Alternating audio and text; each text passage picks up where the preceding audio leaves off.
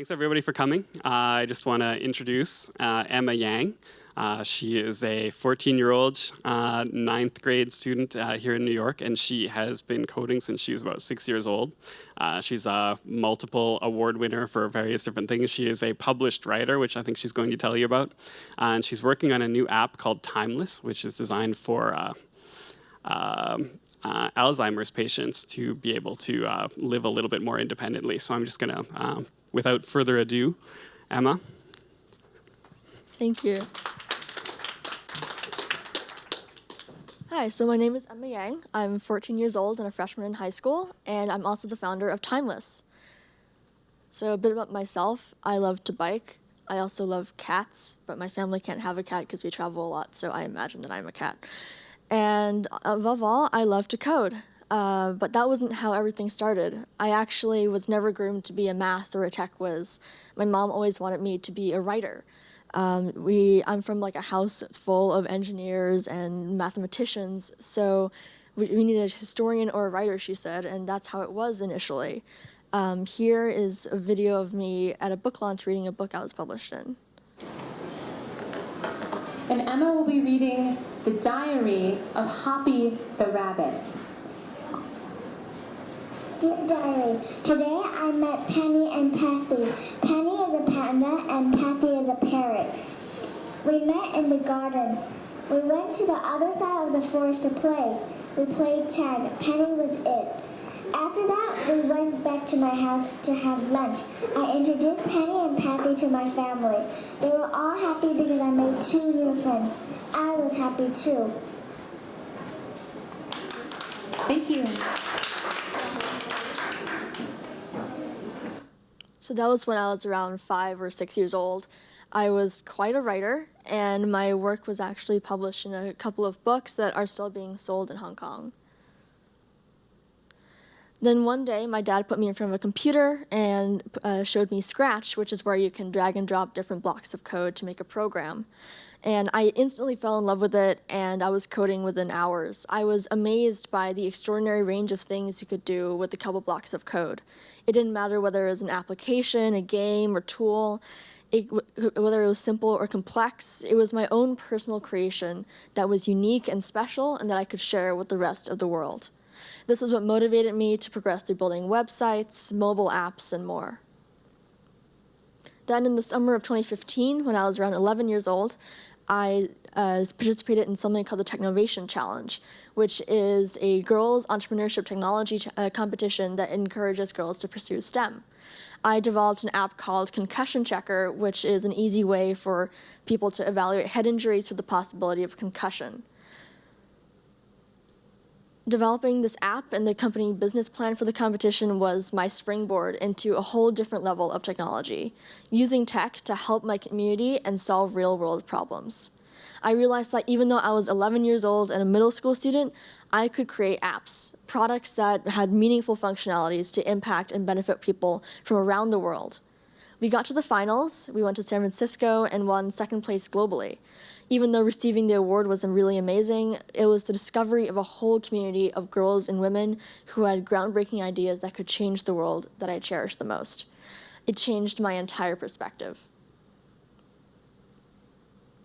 This is my grandma. When I was around 7 or 8 years old, she forgot my birthday, but we thought she was just being a little forgetful. But then she forgot how old I was, what she had just had for dinner, how to turn the TV. She lost track of time and so much more. Some of the common difficulties faced by Alzheimer's patients. My grandma is not alone. There are 50 million people worldwide who suffer from Alzheimer's. By 2050, that number is expected to rise to 130 million.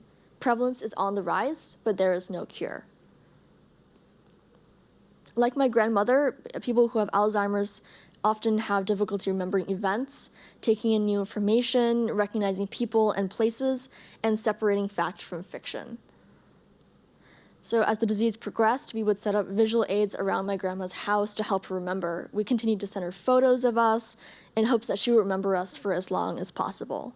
So what you see here on the right is a picture of the whiteboard that we put in my grandma's living room, where you have on the top is my dad's phone number, in the middle is the phone number of the person she needs to visit, as well as the address, and on the bottom it says Sunday in Chinese, which is the day this was taken on.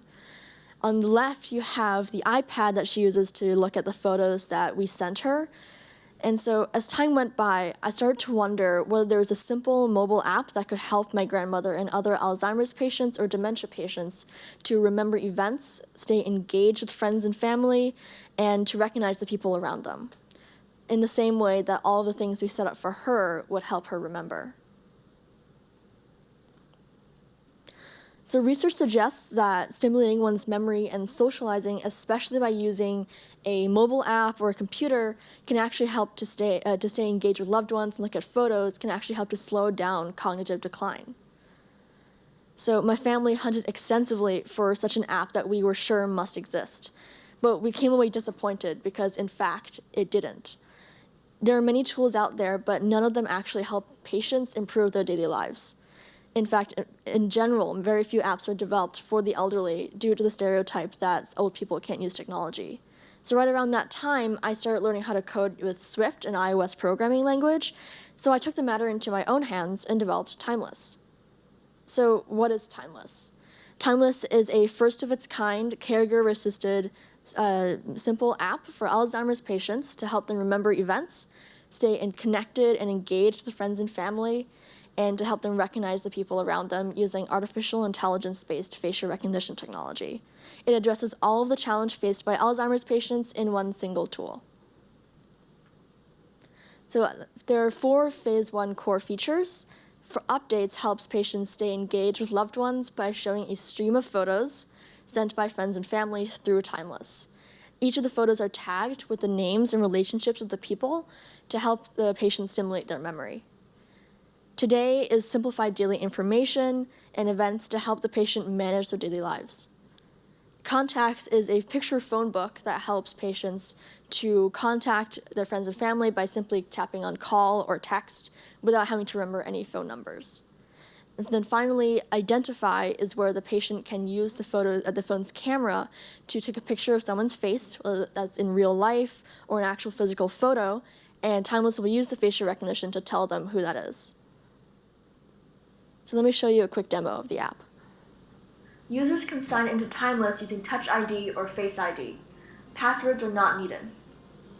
Once the patient logs in, Timeless brings them to the home screen. There are 5 main features.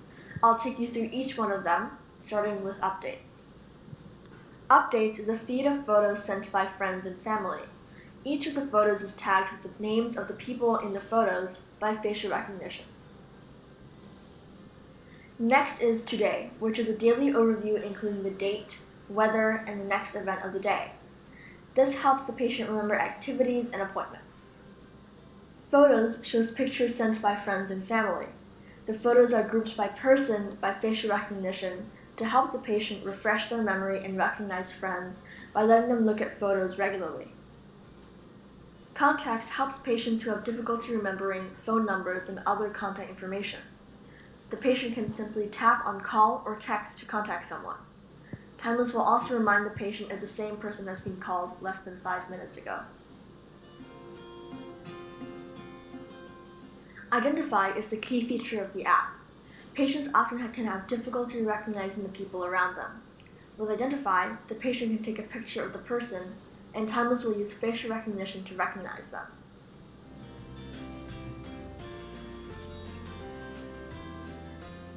The app is managed by the caregiver, who helps enter events into the patient's calendar and invites friends and relatives to join the patient's Timeless circle. For friends and family, sharing photos with the patient is as easy as taking a picture and sharing it with the tap. Timeless works on both iPhones and iPads. So what you saw in the demo video was an app that was under development with the support of expert partners such as Dr. Melissa Cramps, who is an Alzheimer's specialist at New York Presbyterian, Lilia Mandrino, who is a human experience designer, and Kairos, which is a human analytics startup based in Miami. Timeless has also gotten a lot of worldwide press coverage from the US to Malaysia to Mexico to Spain. and has also garnered a really wide reach on social media. Our demo video has reached over 36,000 views within a year, and we've also gotten overwhelming feedback from Facebook and Twitter. So the app is currently under development, and we've recently revamped the UI to make it more elderly friendly and coding up the front end, and now I'm developing the back end and should be completing the app by the mid this year. So once phase 1 is completed, I plan to roll out to pilot to users to collect feedback and to continue developing into phase 2. So phase 2 would include music, gamification to allow the caregivers to ask the patient questions through trivia and games, and also multilingual capabilities in Spanish and Chinese. So phase 1 is foundational, phase 2 is my short-term goals, but research also suggests that language and mobile usage could help to predict if someone showed signs of Alzheimer's. So that brings us to one of my long-term goals for Timeless, which is whether we can use Timeless as a research platform to collect data on mobile usage. So by monitoring and tracking a non-Alzheimer's patient and an Alzheimer's patient's activities, navigation, eye movements, and etc., we can actually maybe find signs of Alzheimer's, or we could use machine learning algorithms to detect Alzheimer's disease earlier. The possibilities are endless. So my most pressing need right now is to scale the development and to drive adoption. The success of the app depends on how many people we are able to help.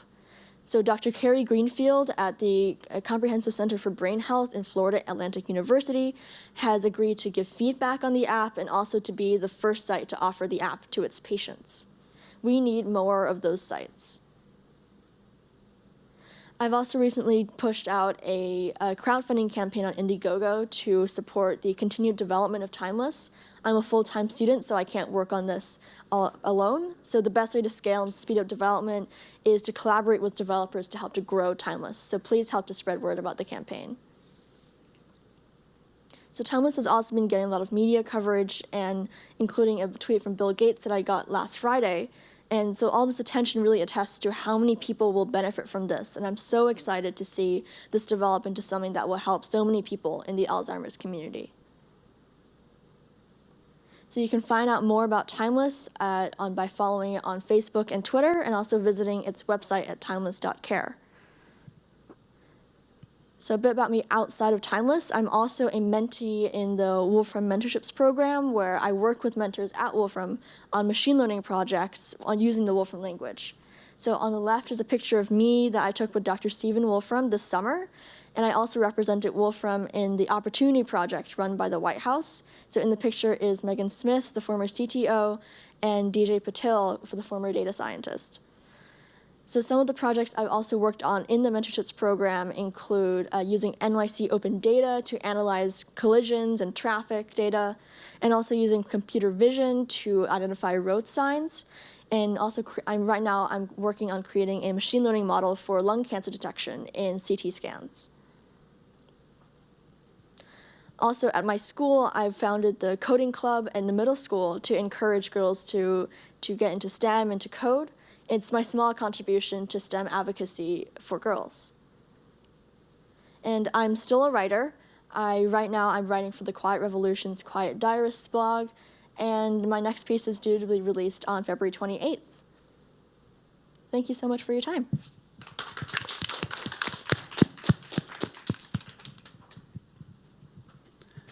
All right, so I think we're supposed to do some question and answer. We've got some chairs over there that I can get, so it's supposed to be more comfortable. Oh, they're going to grab them for us.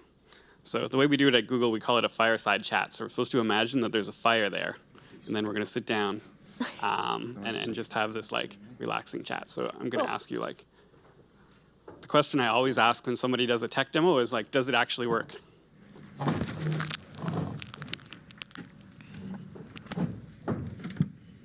Yeah, so as to whether it works right now it's like under development. So a lot of the stuff that you saw in the video actually is the UI works, and also the facial recognition is live. But part of what I'm raising money for is to continue that development to its completion, so I can release it mid-year. So what would be the next step in your development? So right now it's to develop the back end and then to really build a team of developers so that I can maintain the app through its release when I release it over the summer, and then to kind of solicit feedback from that, because the reason why I'm reaching out to so many doctors and brain health centers is to make sure that I can pilot this with actual patients and their caregivers and their families. So once I solicit that feedback, I'll be able to improve on it and add those phase 2 features. Right. So it sounds like you have a lot of the stuff already finished, right? If the UI is there. Yeah. And you got the facial recognition, you did that with a partnership, right? Yeah, I did that in partnership with the Kairos, which is the human analytics startup that they do facial recognition. So I've been doing that in partnership with them, and they've also been a really great, technical mentor. I reached out to them in the beginning of this project, and I was so lucky that they actually got back to me and become a long-term mentor in this project. Right. That part is really interesting. I read that story about you a couple days ago. Yeah. But the idea of you emailed this company that's doing facial recognition technology. Yeah, I emailed the CTO of the company, and I said, I'm a middle school coder who's looking to do this project, and would you be willing to, be my mentor and, support me with the facial recognition and machine learning side? And they agreed to, sponsor the technology for me and to kind of see me in this development process. Right, and you've got it all integrated. So in your app, you put it up someone on the camera, and it actually will tell you. Yeah, which of so your if friends you that is. Enroll a photo of someone, and then you can take a picture of them, and it'll recognize those people. Right, that's pretty cool. Yeah. Has your grandma seen the app? So she has seen the app, but she's in the later stage of the disease, and also she speaks Chinese. So that's one of the reasons why I want to get the app in multilingual, because I don't want language to be a barrier or anything. So I see. Getting into Spanish and Chinese in the future, even more languages. Right. So your earliest testers are probably not going to be your grandma. It's going to be people you go through. Yeah. All right. So what kind of developers do you want to work with? I guess you'd be like the lead developer, and you're sort of. Yeah, I really hope that even if I expand the team, I really want to be working in the development, because I still love to code, and that's really one of my greatest passions. So I'm looking to to collaborate with other people and make sure that this gets into my goals. So would you say, there's a lot of programmers, and I think Google, we're sort of filled with programmers who are we grew up and we're very much introverts. We sat around, in front of our computers because we didn't necessarily like people as much as we like the computers. But it seems like you're really across the board, right? You're doing the business, you're doing the UI design, you're doing the development. What's your preference? What do you like the best, or is it everything? I really like everything, not just because I like computer science more or anything, because my passion is really to use technology and apply it to problems that I see in my community. So it's not just coding the app, but it's also reaching out to people and seeing what kind of things that they want to see in such an app, and all around that's really what I really like enjoying. Huh. What's it like being a 14-year-old entrepreneur?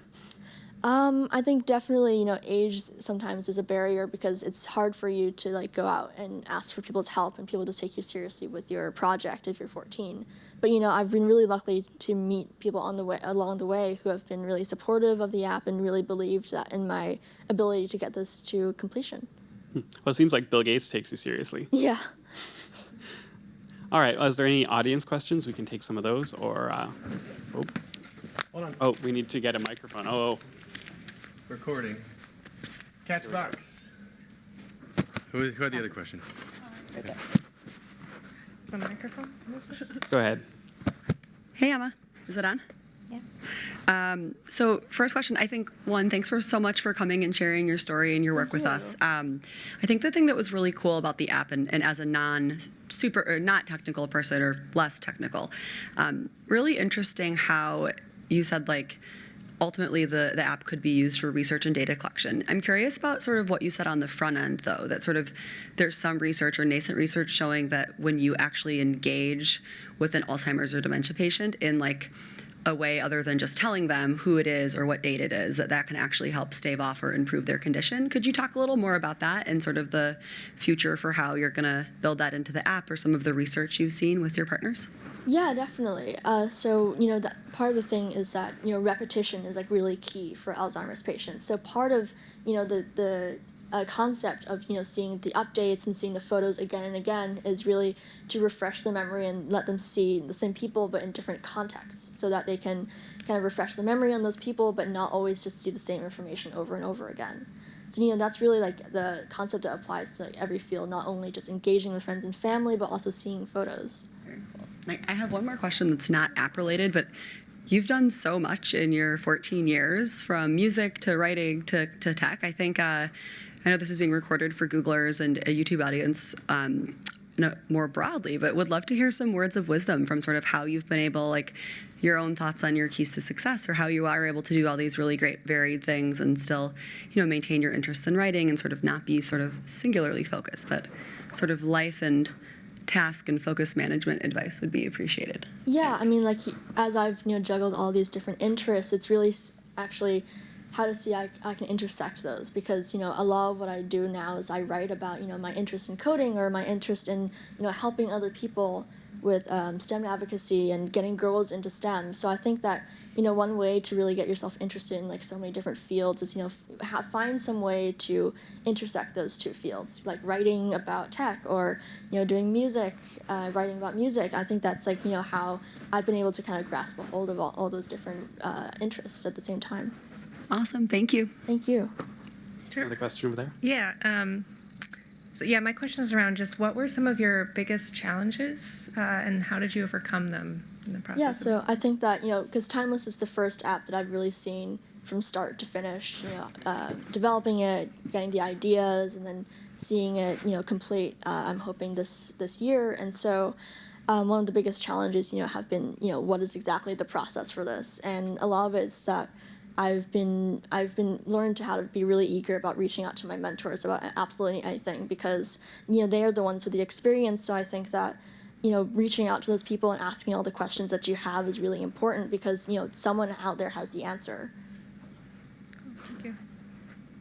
So you started coding when you were 6. Yeah. So on your resume, does that mean you can say like you have 8 years of programming experience?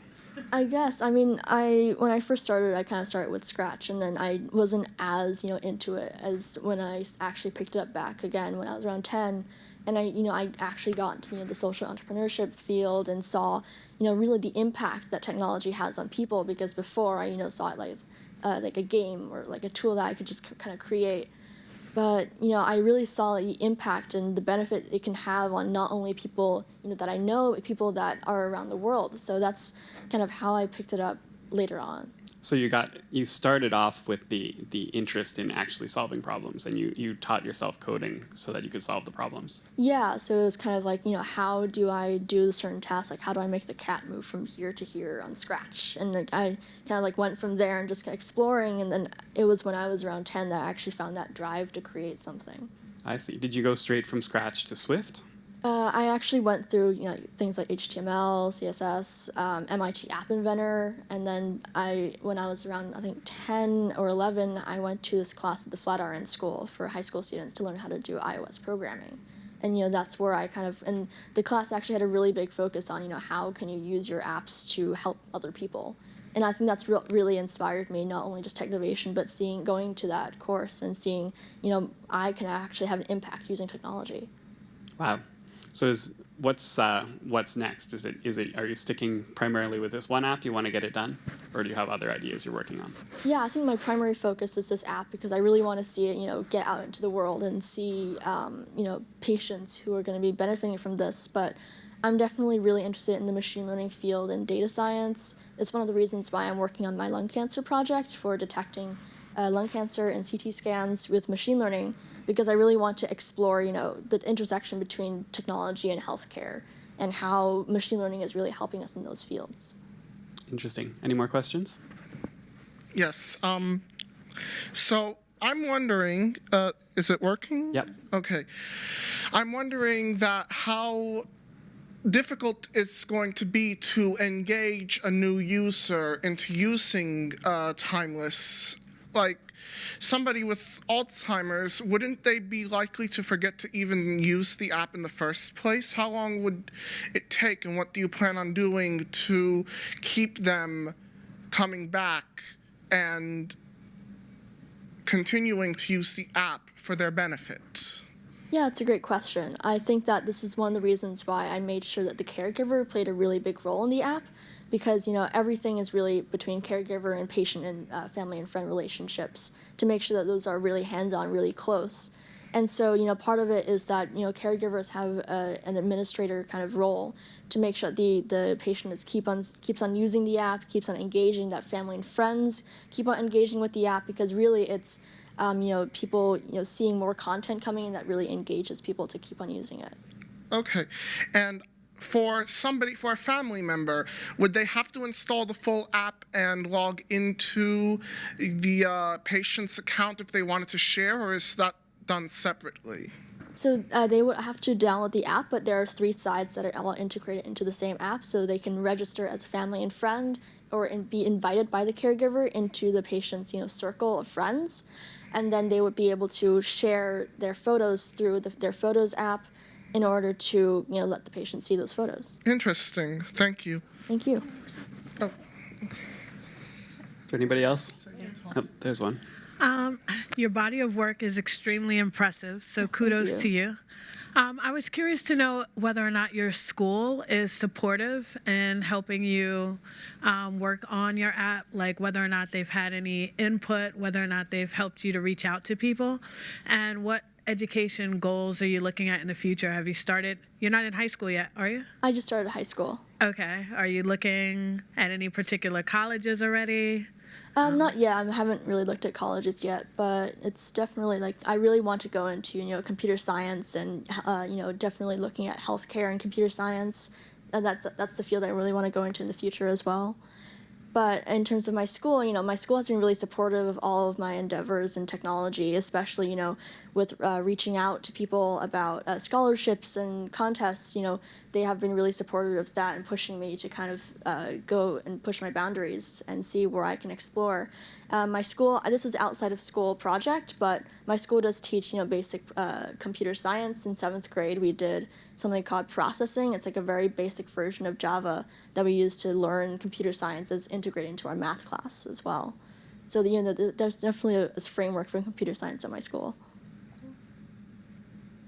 Anybody else? Yeah, I have a question. Well, thank you so much for coming. Thank you. Just want to say personally, I've been so touched by everything that you're doing. I had an experience of Alzheimer's in my family, and it's such a terrible disease. So you're really bettering humankind, and that's something you should take to heart. It's amazing. Thank you so much.